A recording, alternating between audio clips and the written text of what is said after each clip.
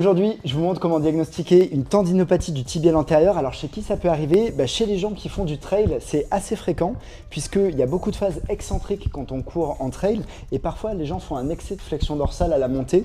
Résultat, les extenseurs communs des orteils et le tibial antérieur peuvent être sursollicités. Donc pour aller vérifier ça, on va simplement mettre en contrainte le tibial antérieur. Donc on va demander à la patiente de relever le pied, de faire une légère supination cette fois-ci. Et moi, je vais arriver à la base ici du tendon, à l'attache, et exercer une pression vers le bas pour mettre en tension très fort le tibial antérieur. La localisation de la douleur sera généralement à l'insertion ici. Et une fois qu'on aura passé la phase inflammatoire, on pourra faire un réentraînement spécifique du tendon des releveurs. Mais la plupart du temps, c'est quelque chose qui, lorsqu'on va diminuer le stress mécanique, va rentrer en ordre tout simplement comme la ténosynovite des extenseurs.